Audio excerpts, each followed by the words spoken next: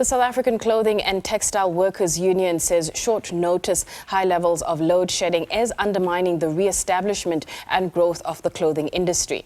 Signing a master plan 3 years ago with the aim of creating more jobs, the sector has been battling for years to regain its might against cheap overseas imports.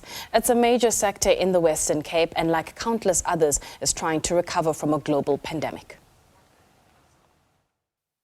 SABC says the retail, clothing, textile, footwear and leather master plan was signed by major retailers, manufacturing associations, government and trade unions.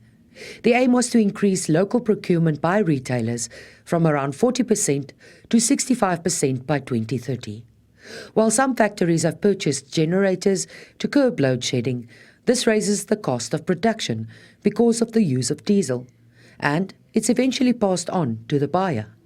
There are fears that in an industry where delivery time and price is very sensitive, rising costs could lead to customers looking elsewhere, including overseas. A major campaign has been running for several years, encouraging South Africans to support the local market. But without electricity, there's no progress in this industry, and workers bear the brunt of the untenable situation. Clothing particularly is one of the lowest paid sectors in the entire manufacturing sector. When workers get onto a taxi or onto a train, spend the money to do so, arrive at work, and then there's no electricity for up to between 2 to 4 hours per day, it has a significant impact on their incomes. At stage 4, we're looking at probably workers receiving probably about 25% less wages than they would have received.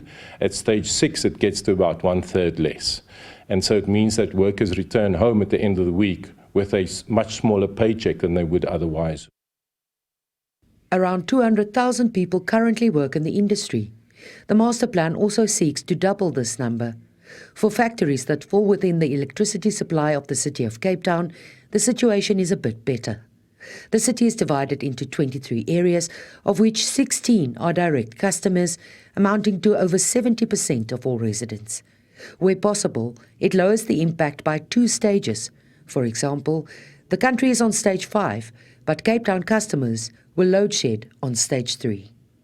Using our Steenbras hydro pump storage center in order for us to mitigate, and that's how we generate the electricity. And also where necessary, we will then start with our turbines, our gas turbines, and this is also another way of obviously mitigating, and it will assist them in our Steenbras hydro pump station, because I mean you will understand also, Mariska, that we can only do so much. I mean, and when we do go to the country, I mean when it's on stage 6, it's extremely difficult, I mean, to mitigate. The city went out to tender for the purchasing of power from independent producers, and its ambition is to end load shedding within 5 years. Saying it's very positive about the response, it's at an advanced stage of evaluating proposals.